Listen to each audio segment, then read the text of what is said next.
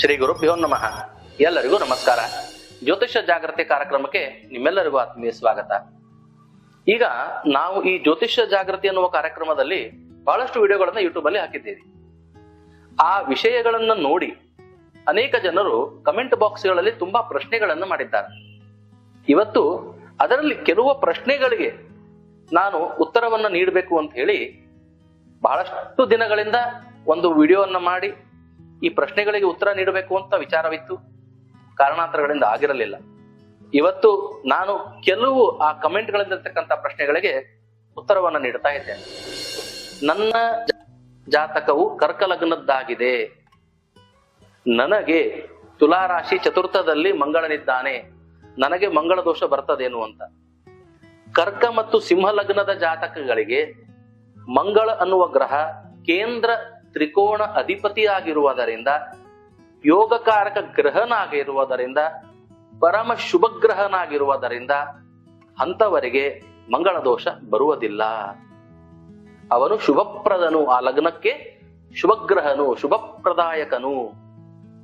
ಹಾಗಾಗಿ ಅವರಿಗೆ ಆ ದೋಷ ಬರೋದಿಲ್ಲ. ಮಿಥುನ ಅಥವಾ ಕನ್ಯಾ ರಾಶಿ ಶತ್ರು ಕ್ಷೇತ್ರದಲ್ಲಿದ್ದಾಗ, ಬಲಹೀನನಾದಾಗ, ಅವನಿಗೆ ಸ್ವಂತ ಶಕ್ತಿ ಇಲ್ಲದೆ ಇದ್ದಾಗ ಅವನು ಆ ದೋಷವನ್ನು ನೀಡುವುದಿಲ್ಲ. ಮಂಗಳ ಅನ್ನುವ ಗ್ರಹ ಕರ್ಕ ರಾಶಿಯಲ್ಲಿ ನೀಚನಾಗುತ್ತಾನೆ. ಯಾರಾದರೂ ಜಾತಕದಲ್ಲಿ ವ್ಯಯ ಲಗ್ನ ಚತುರ್ಥ ಸಪ್ತಮಾಷ್ಟಮ ಸ್ಥಾನದಲ್ಲಿ ಕರ್ಕ ರಾಶಿಯಾಗಿ ಮಂಗಳನು ನೀಚನಾದರೆ, ಅವನಿಗೆ ಸ್ವಂತ ಶಕ್ತಿ ಇಲ್ಲದೆ ಇದ್ದಾಗ, ತನ್ನ ಶಕ್ತಿಯನ್ನು ಕಳೆದುಕೊಂಡಾಗ ಕೆಟ್ಟು ಪರಿಣಾಮವನ್ನ ವಿವಾಹ ನಂತರ ಈ ವೈಧವ್ಯ ವಿದುರ ದೋಷವನ್ನು ಅವನು ತರುವುದಿಲ್ಲ. ಹಾಗಾಗಿ ಮಂಗಳ ದೋಷದ ಬಗ್ಗೆ ಸರಿಯಾದ ತಿಳುವಳಿಕೆಯನ್ನು ಇಟ್ಟುಕೊಂಡು ಜನರು ಮುಂದೆವರಿಯಬೇಕೇ ವಿನಃ ದುಡುಕಬಾರದು ಎಂದು ನನ್ನ ಸಲಹೆ. ಎರಡನೆಯದಾಗಿ, ಇಲ್ಲಿ ಕಳತ್ರ ದೋಷ ಅಂದರೇನು ಗುರುಗಳೇ ಅಂತ ಒಬ್ಬರು ಕೇಳಿದ್ದಾರೆ. ಸುಮಾರು 2 ವಾರಗಳ ಹಿಂದೆ ಒಬ್ಬರು ಕೇಳಿದ್ದಾರೆ. ಕಳತ್ರ ಅಂದರೆ ಭಾರ್ಯ, ಹೆಂಡತಿ, ಸಪ್ತಮ, ಜಾತಕದಲ್ಲಿ 7ನೇ ಮನೆ ಅಂತ ನಾವು ಕರಿತೇವೆ. ಕಳತ್ರ ಭಾವ, ವಿವಾಹ ಭಾವ ಅಂತ ಕರಿತೇವೆ. ಕಳತ್ರ ದೋಷಗಳು ಅಂದರೆ ಸಾಮಾನ್ಯವಾಗಿ ವಿವಾಹ ಪ್ರತಿಬಂಧಕ ದೋಷಗಳು, ಅರ್ಥಾತ್ ಮದುವೆಗೆ ಸಂಬಂಧಪಟ್ಟಂತಹ ದೋಷಗಳ ಬಗ್ಗೆ ಹೇಳುವಂತದ್ದಕ್ಕೆ ಕಳತ್ರ ದೋಷ ಅಂತ ಕರೀತಾರೆ. ಉದಾಹರಣೆಗೆ, ಕಳತ್ರಕಾರಕನಾದಂಥ ಶುಕ್ರ ನೀಚನಾಗುವುದು, ಪಾಪಗ್ರಹಗಳ ಯುಕ್ತಿಯಲ್ಲಿ ಬರುವುದು, ಪಾಪಕರ್ತರ ಯೋಗದಲ್ಲಿ ಬರುವುದು, ಸಪ್ತಮಾಧಿಪತಿ ನೀಚನಾಗುವುದು, ಪಾಪಗ್ರಹಗಳ ಜೊತೆ ಇರುವುದು, ಶತ್ರು ಕ್ಷೇತ್ರದಲ್ಲಿರುವುದು, ಸಪ್ತಮದಲ್ಲಿ ಪಾಪಗ್ರಹಗಳಿರುವುದು, ಸಪ್ತಮಕ್ಕೆ ಪಾಪಗ್ರಹಗಳ ದೃಷ್ಟಿ ಬೀಳುವುದು, ಹೀಗೆ ವಿವಾಹ ವಿಷಯವಾಗಿ ಬರತಕ್ಕಂತಹ ದೋಷಗಳಿಗೆ ಕಳತ್ರ ದೋಷವೆಂದು ಕರೆಯುತ್ತಾರೆ. ತಡ ವಿವಾಹ ದೋಷಗಳು, 2 ವಿವಾಹ, ದ್ವಿಭಾರ್ಯ ಯೋಗಗಳು, ಬಹುಭಾರ್ಯ ಯೋಗಗಳು, ಈ ವಿವಾಹ ವಿಚ್ಛೇದನ ಅಂತ ನಾವೇನು ಕರಿತೇವೆ, ಗಂಡ ಹೆಂಡತಿ ದೂರ ಇರೋದು, ಹೊಂದಾಣಿಕೆ ಮಾಡ್ಕೊಳ್ಳದೆ ಇರೋದು, ಸ್ವಲ್ಪ ದಿನ ಸಂಸಾರ ಮಾಡಿ ಬೇರೆ ಬೇರೆ ಆಗೋದು,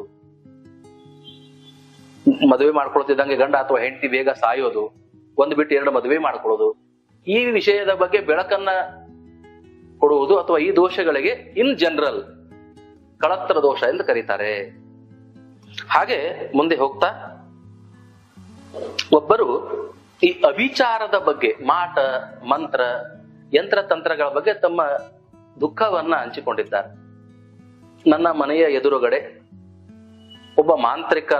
ಒಬ್ಬ ಯಜಮಾನ ಮಾಂತ್ರಿಕನನ್ನ ಕರೆಸಿ ನನಗೆ ನೇರವಾಗಿ ಚಾಲೆಂಜ್ ಮಾಡಿದ್ದ, ನಿನ್ನನ್ನ ಆರ್ಥಿಕವಾಗಿ, ಮಾನಸಿಕವಾಗಿ ಎಲ್ಲ ರೀತಿಯಿಂದ ನಾಶ ಮಾಡ್ತೀವಿ ಅಂತ. ಆ ಮನುಷ್ಯ, ನಾನು ದೈವವನ್ನು ನಂಬ್ತೇನೆ, ನನಗೇನಾಗೋದಿಲ್ಲ ಅಂತ ಸುಮ್ಮನಿದ್ದ. ದುರಾದೃಷ್ಟವಶಾತ್ ಅವನು ಅವರ ಮಗನನ್ನ ಕಳೆದುಕೊಂಡ. ಯಾರಿಗೂ ಕಷ್ಟದಲ್ಲಿ ಹಣ ಸಹಾಯ ಮಾಡಿರಬಹುದು ಅಥವಾ ವ್ಯವಹಾರದಲ್ಲಿ ದುಡ್ಡನ್ನ ಹಣವನ್ನು ಕೊಟ್ಟಿರಬಹುದು. ಆ ಹಣವ್ಯಾವುದು ಹಿಂಬರದೆ ಆ ಮನುಷ್ಯ ತುಂಬಾ ಕಷ್ಟದಲ್ಲಿದ್ದಾನೆ. ನಾನು ಹೇಳ್ತೇನೆ, ಅಭಿಚಾರ, ಕೃತ್ರಿಮ ಮಾಟಮಂತ್ರಗಳು ಇದ್ದಾವೆ. ಅವೆಲ್ಲವೂ ನಮ್ಮನ್ನ ಮೀರಿ ನಮಗೆ ಗೊತ್ತಿರುವಂತಹ ಮಾಟಮಂತ್ರಗಳೇ ಬೇರೆ. ನಿಜವಾದ ಅಭಿಚಾರ ಕೃತ್ರಿಮವೇ ಬೇರೆ. ಇದು ಬಹಳ ಕಷ್ಟವಾದದ್ದು, ಇದು ಸರಳವಾದದ್ದಲ್ಲ. ಯಾರೋ ಒಬ್ಬ ಮನುಷ್ಯ ಈರ್ಷಾ ದ್ವೇಷದಿಂದ ನಮಗೆ ಕೆಟ್ಟನ್ನ ಬಯಸಬಹುದು, ಅಥವಾ ಯಾವುದೋ ಒಬ್ಬ ಢೋಂಗಿ ಮಾಟ ಮಂತ್ರಗಾರನ ಕರೆಸಿ ಅವರ ಹತ್ರ ಮಾಟ ಮಂತ್ರವನ್ನು ಮಾಡಿಸಬಹುದು. ಅದರ ಪ್ರಭಾವ ನಮ್ಮ ಮೇಲೆ ಆಗೋದಿಲ್ಲ. ನಾವು ಜನ್ಮಾಂತರೀಯವಾಗಿ ಕಟ್ಟಿಕೊಂಡು ಬಂದ ಬುದ್ಧಿಯ ಗಂಟಿದೆ. ನಾವು ಮಾಡಿದ ಪಾಪ, ಪುಣ್ಯ, ಒಳ್ಳೇದು, ಕೆಟ್ಟದ್ದು, ಅದರ ಹೊರೆ ನಮ್ಮ ಮೇಲಿದೆ. ಅದನ್ನೇ ನಾವು ಅನುಭವಿಸ್ಬೇಕು. ಏತನ್ ಮಧ್ಯದಲ್ಲಿ ಇವೆಲ್ಲವೂ ಆಗ್ತಾ ಇದೆ ಅಂದ್ರೆ ಇವು ಕೂಡ ಆ ನಮ್ಮ ಬುದ್ಧಿಯ ಗಂಟಿನ ಒಂದು ಭಾಗವೇ ವಿನಃ ಯಾರೋ ಒಬ್ಬ ಮಹಾತ್ಮನ ಮಹಾನ್ ಶಕ್ತಿಯಿಂದ ನಿಮ್ಮ ಜೀವನ ಹಾಳಾಗಿಲ್ಲ. ಇಂದು ನೀವು ದುಡ್ಡನ್ನು ಕಳೆದುಕೊಂಡಿದ್ದರೂ ಅಲ್ಲಿ ನಿಮ್ಮ ಕೊರತೆ, ನಿಮ್ಮ ಲೋಪದೋಷಗಳು ಇರ್ತಾವ, ಗ್ರಹ ದೋಷಗಳು ಇರ್ತಾವ, ಭಗವಂತನ ಅನುಗ್ರಹವೂ ಇರೋದಿಲ್ಲ, ದಾರಿದ್ರ್ಯ ದೋಷಗಳು ಇರ್ತಾವ. ಮಗನನ್ನ ಕಳೆದುಕೊಂಡರಿ, ದುಡ್ಡನ್ನ ಕಳೆದುಕೊಂಡರಿ, ಬಹಳ ಕಷ್ಟದಲ್ಲಿದ್ದೀರಿ. ಅಭಿಚಾರವೇ ಇದಕ್ಕೆ, ಮಾಟ ಮಂತ್ರವೇ ಕಾರಣ. ಇದು ಸತ್ಯವಾದದ್ದಲ್ಲ. ನಿಮಗೆ ನೀವು ಮಾಡಿದ ಒಳ್ಳೆ ಕೆಲಸ, ನಿಮ್ಮ ಮೇಲಿರ್ತಕ್ಕಂತಹ ಪ್ರೀತಿ, ನಿಮ್ಮ ಹೆಂಡತಿ ಮಕ್ಕಳು ನಿಮ್ಮ ಮೇಲಿರ್ತಕ್ಕಂತಹ ಗೌರವ, ನಿಮ್ಮ ಮಗನ ಭವಿಷ್ಯ, ಅವನ ಹಣೆ ಭಾರ, ಇವೆಲ್ಲವನ್ನು ಕೇವಲ ಒಂದು ವ್ಯಕ್ತಿ ನಿಯಂತ್ರಿಸ್ತಾನೆ ಅಂದ್ರೆ ಅವನು ದೇವರಾಗ್ಬಿಡ್ತಾನ. ಮಾಟ ಮಂತ್ರ ಮಾಡಿಸುವರೆಲ್ಲ ದೈವ ಸ್ವರೂಪರಾಗ್ಬಿಡ್ತಾರ, ದೇವತೆಗಳೇ ಆಗ್ಬಿಡ್ತಾರ. ಯಾಕಂದ್ರೆ ಒಬ್ಬ ಮನುಷ್ಯನ ಹಣೆ ಭಾರವನ್ನೇ ಬದಲಾಯಿಸ್ತಾರ ಅವರು. ಅದು ಸಾಧ್ಯ ಅಲ್ಲ, ಅದು ಅಸಂಭವ, ಅಸಾಧ್ಯ. ಹಾಗಾಗಿ ಅಭಿಚಾರಕ್ಕೆ ಬಹಳ ತಲೆಬಾಗಬೇಡಿ. ಅಭಿಚಾರ, ಮಾಟ ಮಂತ್ರಗಳನ್ನ ನಂಬಬೇಡಿ.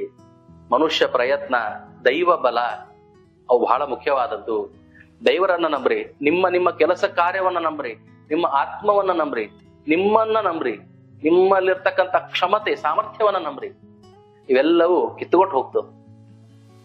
ತಮಗೆ ತಮ್ಮ ಮಗನನ್ನ ಕಳೆದುಕೊಂಡಕ್ಕೆ ವಿಷಾದ ನಾನು ವ್ಯಕ್ತಪಡಿಸ್ತೇನೆ. ಆದರೆ ಮುಂದೆ ಇಂಥದ್ದಕ್ಕೆ ಹೆದರಬೇಡಿ, ಬಗ್ಗಬೇಡಿ. ಮುಂದೆ ಒಬ್ಬವರು ಮೂಲಾ ನಕ್ಷತ್ರದ ಬಗ್ಗೆ ಕೇಳಿದ್ದಾರೆ, ಅಂದ್ರೆ ಜನನ ನಕ್ಷತ್ರ ದೋಷಗಳ ಬಗ್ಗೆ ಕೇಳಿದ್ದಾರೆ. ಅವ್ರು ಹೇಳ್ತಾರೆ, ಪಾಪ ಮೂಲಾ ನಕ್ಷತ್ರದಲ್ಲಿ ಹೆಣ್ಣು ಹುಟ್ಟಬಾರದು ಗುರುಗಳೇ, ಸಮಾಜದಲ್ಲಿ ಕೆಟ್ಟದಾಗಿ ನೋಡುತ್ತಾರೆ, ಅದನ್ನು ನಾನು ಅನುಭವಿಸಿದ್ದೇನೆ, ನಾನು ಒಬ್ಬ ನತದೃಷ್ಟಿ ಅಂತ ಹೇಳ್ತಾರೆ. ನೋಡಿ, ಅಂದರೆ ಎಷ್ಟು ಇವತ್ತಿನ ಈ ಕಾಲದಲ್ಲೂ ಕೂಡ ನಾವು ಸರಿಯಾದ ತಿಳುವಳಿಕೆಯನ್ನ ಇಟ್ಟುಕೊಳ್ಳದೆ, ಸರಿಯಾದ ಜ್ಞಾನವನ್ನಿಲ್ಲದೆ ಸುಮ್ಮನೆ ಮತ್ತೊಬ್ಬರನ್ನ ದೂಷಿಸುವುದು, ಅವರ ಬಗ್ಗೆ ಕೆಟ್ಟನ್ನಾಗಿ ಮಾತನಾಡುವುದು, ಅವರ ಮೇಲೆ ಅಪವಾದ ಕೊಡುವುದು ಬಹಳ ದೊಡ್ಡ ಅಪರಾಧ, ಅದು ಬಹಳ ದೊಡ್ಡ ಪಾಪ. ಮತ್ತೊಬ್ಬರಿಗೆ ವಿನಾಕಾರಣ ನೋವಿಸುವುದು ತಪ್ಪು. ಮೂಲಾ ನಕ್ಷತ್ರದಲ್ಲಿ ಜನಿಸಿದರೆ ಜನನಾರಿಷ್ಟ ಬರುತ್ತದೆ, ಮಾವ ಇಲ್ಲದ ಮನೆಯನ್ಗೆ ಹೆಣ್ಣನ್ನ ಕೊಡಬೇಕು. ಇದು ಒಂದು ಸೆಂಟೆನ್ಸ್. ಇದರ ನಂತರ ಮುಂದೆ ಬಹಳ ಇದೆ. ಇರೋದೇ 27 ನಕ್ಷತ್ರ. ಎಷ್ಟು ಮಂದಿ ಮಾವ ಇಲ್ಲದ ಮನೆ ಕೊಡ್ತೀರಿ ನೀವು? ಮೂಲ ಅಂದ್ರೆ ಮಾವ ಇಲ್ಲದ ಮನೆ, ಆಶ್ಲೇಷ ಅಂದ್ರೆ ಅತ್ತೆ ಇಲ್ಲದ ಮನೆ, ಜ್ಯೇಷ್ಠ ಅಂದ್ರೆ ಭಾವ ಇಲ್ಲದ ಮನೆ, ಈ ತರ ಮಾಡ್ತಾ ಹೋದ್ರೆ ಕತೆ ಮುಗಿದು ಹೋಗ್ತದ. ಅದಕ್ಕೆಲ್ಲ ಬರೆದಿದ್ದಾರೆ. ಮೂಲಾ ನಕ್ಷತ್ರ 1ನೇ ಚರಣ, ಬಾಕಿ ಎಲ್ಲ ಒಳ್ಳೇದು. 1ನೇ ಚರಣ ಆದ್ರೂ ಕೂಡ ನಾವು ವಿವಾಹ ಸ್ಥಾನದಿಂದ ಚತುರ್ಥ ಸ್ಥಾನವನ್ನ, ಭಾಗ್ಯ ಧರ್ಮ ಸ್ಥಾನಗಳನ್ನ ನೋಡಿ ಅಲ್ಲೇನು ದೋಷಗಳಿಲ್ಲ ಅಂದ್ರೆ ವಿವಾಹ ಮಾಡಬಹುದು. ಒಳ್ಳೆ ಗುಣಗಳು ಕೂಡ ಹೊಂದಿದ್ರೆ ಮಾಡಬಹುದು. ಹೀಗೆ ಅನೇಕ ಸೂತ್ರಗಳವ. ಒಂದು ಉದಾಹರಣೆ ಹೇಳ್ತೇನೆ. ಮಂಗಳ ದೋಷದ ಬಗ್ಗೆ, ಈ ಮೂಲಾ ನಕ್ಷತ್ರದ ಬಗ್ಗೆ, ಏಕನಾಡಿಯ ಬಗ್ಗೆ ಇಷ್ಟು ತಪ್ಪು ಕಲ್ಪನೆ ಇದೆ ಅಂದ್ರೆ ಬಹಳ ತಪ್ಪು ಕಲ್ಪನೆ ಇದೆ ಸಮಾಜದಲ್ಲಿ. ಒಂದು ಉದಾಹರಣೆಗೆ ಇಲ್ಲೆಲ್ಲ ಒಂದು ಗಂಟಾಗಿದೆ ಅಂತ ಹೇಳ್ತೇನೆ ನನಗೆ.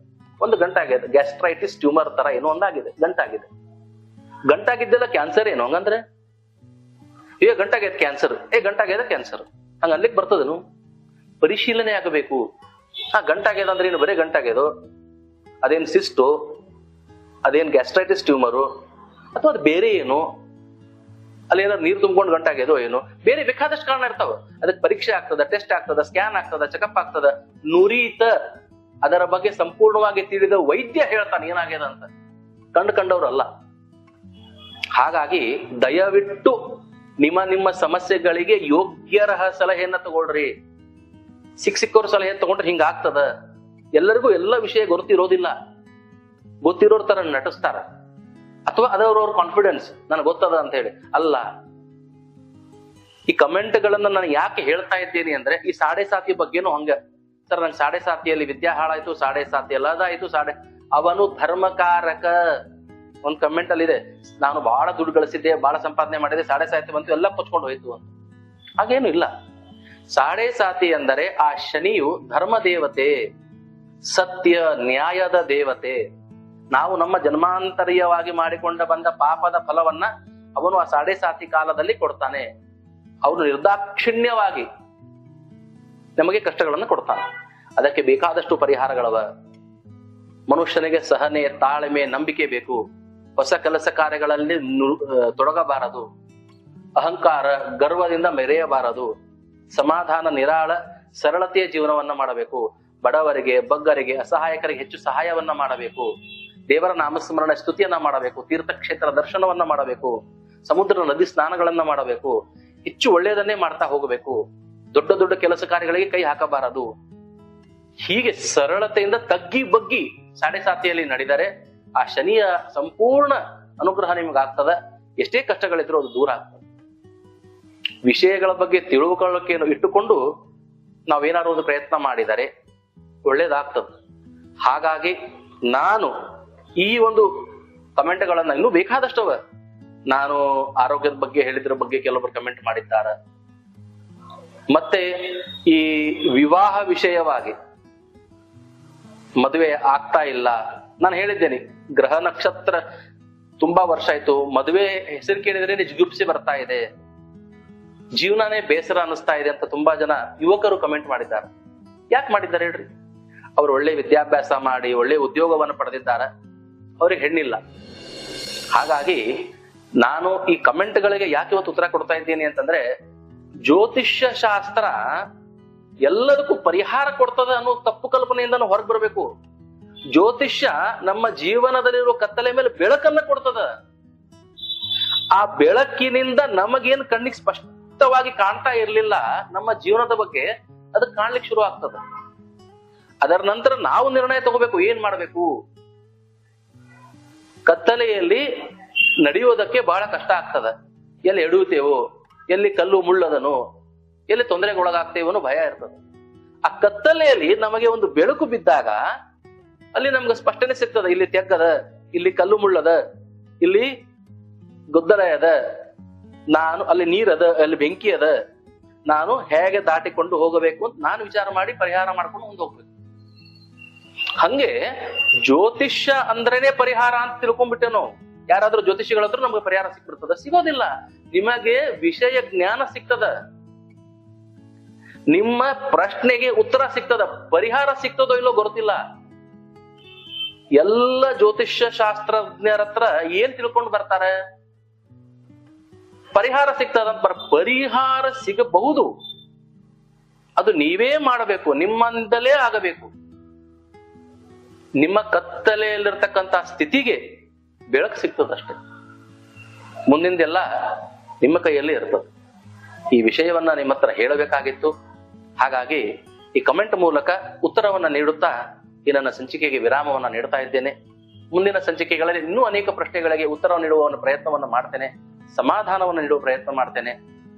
ಎಲ್ಲರಿಗೂ ನನ್ನ ಶುಭಾಶಯ, ಎಲ್ಲರಿಗೂ ಶುಭವಾಗಲಿ, ಎಲ್ಲರಿಗೂ ಮಂಗಳವಾಗಲಿ ಅಂತ ಹೇಳುತ್ತಾ ನನ್ನ ವಾಕ್ಯಕ್ಕೆ ವಿರಾಮವನ್ನು ಕೊಡ್ತೇನೆ. ನಮಸ್ಕಾರ.